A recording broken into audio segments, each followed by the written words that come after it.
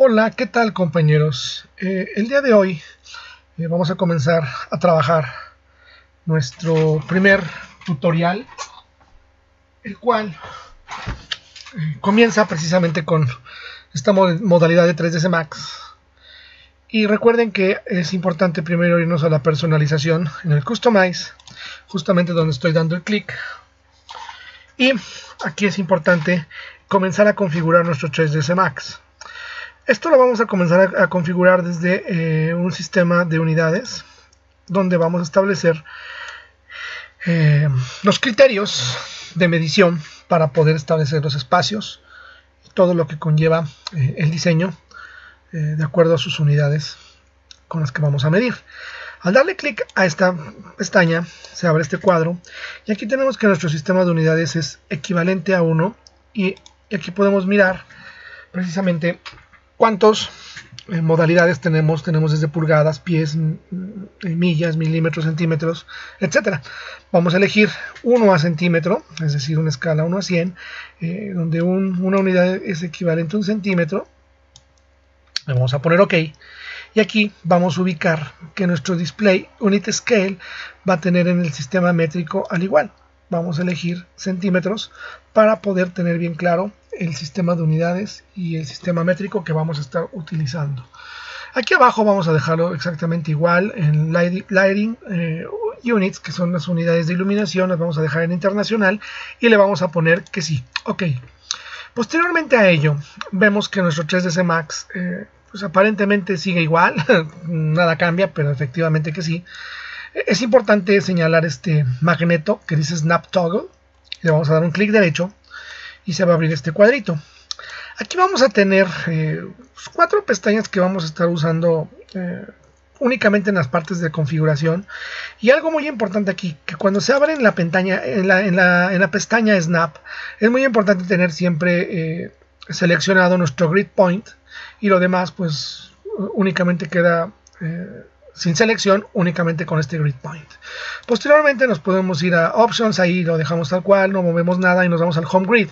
Y en el Home Grid vamos a encontrar el espaciado que tiene precisamente nuestra retícula que observamos aquí en los fondos de cada cuadrante o de cada visualización.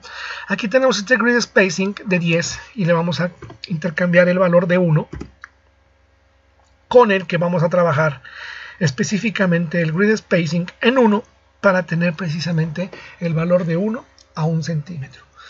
Únicamente ya le ponemos el 1 y posteriormente cerramos. ¿Esto qué quiere decir?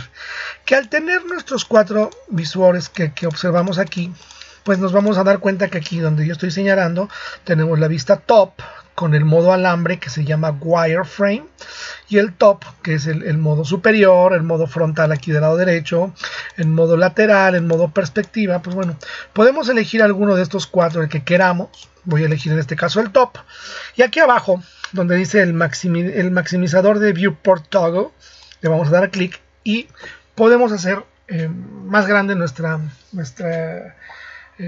cuadro de visualización. Una vez que tenemos este cuadro de visualización claro, nos podemos alejar, nos podemos acercar con el scroll, pero es muy importante tomar en cuenta que aquí tenemos 2 líneas más oscuras que las demás en la retícula y siempre esta intersección que estoy señalando aquí va a ser la coordenada 0,0. Una vez que tenemos esta coordenada 0,0 nos podemos dar cuenta que bueno, aquí podemos determinar que primeramente con base a nuestro Snap Toggle tenemos que los grid points están activados. Sin embargo, están activados como elemento que se va a activar precisamente con esta herramienta. Si yo pongo esta herramienta en amarillo, la selecciono, inmediatamente me puedo ir a este panel de comandos donde voy a tener geometría o geometry. Y al tener activado Geometry voy a tener las primitivas simples o Standard Primitives y también voy a tener las Extended Primitives donde voy a obtener diferentes formas que como bien aquí en primitivas simples vemos que tenemos un pequeño listado de 10 figuras donde se ve la figura box, que es una caja, una esfera, un cilindro, un toroide, un teapot, cono, esfera, etcétera. Por ejemplo, en este sentido, yo puedo utilizar el elemento box y con este seleccionado y observamos cómo ya se activan los snaps. Y yo puedo trazar desde esta esquina hasta esta otra esquina un cuadro donde estoy viendo la vista superior de una caja. Al tener esta vista superior me doy cuenta que según yo la hice de un cuadro, pero estamos observando que aquí adentro hay 1, 2, 3, 4, 6, 8, 10 cuadros por cada lado. Y aquí observamos que sí, efectivamente tenemos 10 por 10. Entonces, esto quiere decir que utilizamos un cuadro a la distancia y que si este cuadro nos alejamos, nos va a dar 100 y así sucesivamente. Si yo me alejo, nuevamente este cuadro me puede dar 1000. Me puedo alejar y va a ser sucesivamente. Es muy importante que nosotros nos acerquemos lo más posible, lo más cercano posible, para que desde aquí podamos obtener el criterio de precisamente obtener una figura que mida 1 centímetro por 1 centímetro. Aquí está mi figura que debe medir 1 centímetro por 1 centímetro y al aplicarle precisamente esta herramienta Modify podemos ver que sus parámetros efectivamente me dan 1 por 1 y aquí en el height yo le puedo poner el 1, le puedo poner Enter. Aquí tenemos las medidas de segmento que son medidas de malla, son niveles que más adelante vamos a ver. Sin embargo, aquí al aplicar la perspectiva con mi herramienta Orbit Subobject, yo puedo activar la herramienta aquí moviéndola, pero siempre es importante ponerle la letra P de perspectiva para no perder la profundidad de campo y tener una perspectiva correctamente. Y aquí podemos ver que efectivamente ya está un cubo de 1 centímetro por 1 centímetro por 1 centímetro. Esta es nuestra unidad mínima. Si por ejemplo yo quisiera poner algo de 5 milímetros, es importante ponerle 0.5 para que me dé el medio centímetro. Y así sucesivamente poder trabajar mi escala en centímetros. Y en este caso no poner 5 porque pues ya no me va a dar. 5 van a ser 5 centímetros, 1 es la medida mínima. Y en el caso de hacer algo menor a 1, tengo que partir desde los decimales. En el caso de 0.5, 0.25, 0.12.5 y así 125, perdón, y así sucesivamente. Bueno, aquí vamos a regresar al 1, al 1 y al 1. Y aquí observamos que esta caja, así como la vemos, pues ya la podemos mover con nuestra herramienta de Orbit. Y aquí con el wireframe le podemos dar un clic derecho y aquí podemos observar que tenemos una visualización totalmente realística, o podemos obtener una visualización shaded, que es una visualización semi-realista pero con aspectos sin sombra, y yo les recomiendo utilizar más en este caso el shaded. A su vez es importante que aquí, una vez que tenemos el shaded, es importante aquí activar también dentro de esta parte ciertos criterios que debemos de tener cargados, precisamente como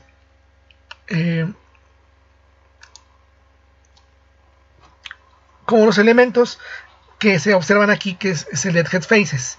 El Edge Faces nos va a ayudar a poder distinguir precisamente las caras internas del objeto.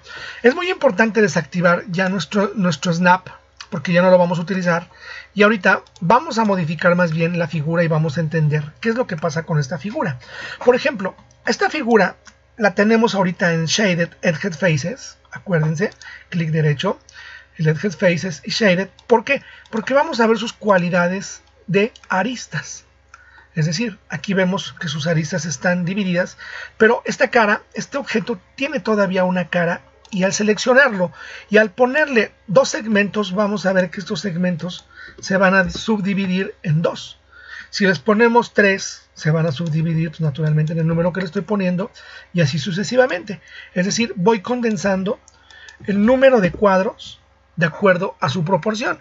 Y en este caso, si multiplicamos 4 por los 8 lados, pues vamos a tener 32 cuadritos dentro del mismo cubo. Esto significa que tenemos una condensación totalmente de 32 mallas internas, de 32 cubos dentro del mismo cubo. Entonces, bueno, esto es una parte ya totalmente geométrica que debemos de conocer. Y por ejemplo, si yo le pongo 12, vamos a ver cómo la malla se va intensificando. Y más adelante en otro curso vamos a estar viendo precisamente para qué nos puede servir esto de condensar la malla en sentido estricto de utilizarla como un aspecto útil en el modelado. Sin embargo, esto es un proceso y ahorita precisamente estamos aprendiendo a usar el programa de acuerdo a sus características. En este caso, pues yo le voy a poner suprimir con la tecla Supreme a la figura, o en su defecto le puedo dar clic derecho, seleccionarla y aquí buscar la herramienta. Y puedo buscar también modos diferentes de poder trabajar. Por ejemplo, en el Edit le puedo poner aquí Delete y se puede destruir la figura. Le puedo dar Control Z, regresa y le puedo poner suprimir y puede pasar lo mismo. Hay que recordar que aquí tenemos también la modalidad esfera, tenemos la modalidad cilindro, tenemos un toroide donde podemos hacer una manguera, tenemos un teapot que sirve para hacer otro tipo de modelados, que ya más adelante les enseñaré. Aquí podemos hacer un cono, aquí podemos hacer una geosfera, aquí podemos utilizar un tubo y así sucesivamente. Nosotros podemos seleccionar la figura una por una o aplicando control y podemos seleccionar todas simultáneas. Aplicando la tecla control puedo tener todas simultáneas o una, o en su defecto puedo hacer una ventana de selección y puedo seleccionar todas y ponerle suprimir, y a su vez me puedo ir precisamente aquí al Extended Primitives, donde puedo tener precisamente otra modalidad de figuras totalmente diferentes. Puedo tener aquí un chamfer box con otras características. Por ejemplo, aquí van a ver cómo voy a tener este chamfer box y aquí lo puedo bolear. Puedo tener un oil tank, aquí lo puedo generar también un spindle, puedo tener una figura un poquito más rara. Y pues bueno, en este sentido podemos jugar un poco más con las figuras y van a darse cuenta que pues bueno, este tema pues es muy complejo en el sentido de que las figuras pues se pueden utilizar en diferentes elementos, pero las figuras no siempre van a ser una solución al diseño. Van a ser una alternativa, ¿sí?, para poder diseñar formas diferentes, elementos diferentes, pero siempre hay que tener creatividad para poder hacer esto. Es una herramienta más, sin embargo necesitamos más poder con los elementos creativos que emanan desde nuestros bocetos y así sucesivamente. Bueno, yo aquí les recomiendo que en su práctica, ya cuando tengan el programa, jueguen con cada una de las figuras. Aquí me voy a regresar, por ejemplo, me voy a regresar al Standard Primitives.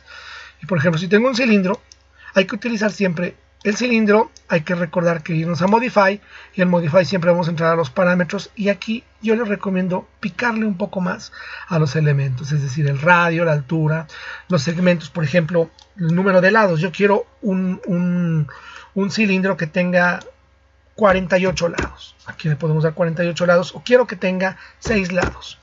Y vemos que efectivamente nos da 6 lados, y al tener 6 lados pues nos va a dar un prisma totalmente hexagonal. Entonces, pues bueno, aquí vamos a poder entender un poco más la tendencia de cómo poder ir transformando estas figuras. Sin embargo, es importante que estas figuras, pues hay que irlas entendiendo poco a poco. Hay que empezar a entender que estas figuras, al seleccionarlas, por ejemplo, si yo me voy aquí en el clic derecho y le pongo top, me regreso a mi vista top, y aquí puedo utilizar precisamente nuevamente en la vista superior una caja donde utilizo nuevamente mi snap, y desde esta esquina puedo utilizar el 1 o el 2 o el 3. Vamos a utilizar una caja de 3×3. Aquí ya tengo 3×3×3, le voy a poner 3 y le bajamos precisamente la malla. Aquí por ejemplo nos podemos dar que hicimos una caja de 3, y si yo le quiero cambiar el color a esta caja, se lo puedo cambiar exactamente desde aquí, donde puedo manejar las diferentes visualizaciones de los objetos para que no se me confundan y que podamos utilizarlo como si fuera a manera de diferentes capas. Este tema lo vamos a ver más en clase presencial. Sin embargo, aquí podemos observar ya con la perspectiva, precisamente aquí muy importante tener la perspectiva, tomar en cuenta que ya podemos manipular nuestro objeto, y si lo queremos volver a cambiar al wireframe, podemos volverlo aquí a manifestar, y precisamente aquí poderle cambiar nuevamente sus elementos y entender que cada caja podemos modificarla de acuerdo a sus características. Bien, ahora, como segunda parte elemental de este pequeño y breve curso, podemos entender que aquí ya tengo esta figura. Con esta herramienta se va a llamar Select and Move y aquí se va a seleccionar y mover de acuerdo a su estado en cuanto a su posicionamiento. Esto que estamos viendo aquí se le llama UCS y se llama Sistema Universal de Coordenadas, el cual está controlado por este elemento llamado UsePivot Point Center, el cual se puede activar como centro de masa o se puede activar como un centro periférico de masa, donde podemos saber, por ejemplo, lo podemos rotar. Si se va a rotar desde el centro, siempre es importante tener este al centro y podemos rotar esta figura en la dirección que nosotros queramos. Le podemos dar aquí la rotación, la podemos rotar así, o lo podemos rotar también por ángulos, es decir, yo lo puedo mover y estamos viendo que aquí abajo se mueve una rotación. Yo le puedo poner aquí 45 grados, le puedo poner 30 grados, le puedo poner 0 grados. Si le pongo 90 grados, pues vemos que no se rota nada porque es una rotación totalmente ortogonal. Y en el caso del Z, por ejemplo, podemos ponerle 180 grados y vamos a ver cómo se va girando 90 grados. Pues si le pongo 45, vemos cómo se va girando. Si le ponemos 30, si le ponemos 60, si le ponemos 90, puede regresar la figura a su estado y la podemos ir girando de acuerdo a sus características y lo que nosotros queramos. Posteriormente a ello, ahorita es necesario nada más aprender a manipular nuestra figura, y hay que entender que cuando la tocamos y lo manipulamos de acuerdo a estas flechas cuando están en amarillo nos van a permitir que este objeto se pueda manipular de una manera ortogonal. Es decir, si yo lo quiero mover para otro lado no voy a poder. Siempre las flechas nos van a dar una dirección de acuerdo a su axial X, Y, Z, y si nosotros lo quisiéramos mover totalmente libre, es importante tocarlo desde el centro, y desde el centro sí lo podemos mover libre, pero no es recomendable. En este caso es mejor utilizarlo desde este punto de vista y pues, finalmente utilizar la figura desde esta forma. Voy a destruir esta figura, me voy nuevamente a mi vista top y voy a elegir ahora mismo una caja donde voy a medir ahora un formato real como los que vimos en la fábrica, y yo quiero una caja que mida prácticamente 40 centímetros de fondo por 1,20. Yo puedo tener aquí una caja de 40 centímetros por 1,20 y le queremos dar, por ejemplo, un espesor comercial de cualquier tablón de fábrica, y en este caso le tenemos 40 por 120. Si nos damos cuenta, estamos en la vista top, le damos 40 por 120 y le vamos a dar 5 centímetros, un aproximado de 2 pulgadas de totalmente de altura. Aquí lo tenemos en 3. Yo le voy a poner, voy a regresar a 1 y vamos a entender aquí cuál va a ser la función precisamente de estos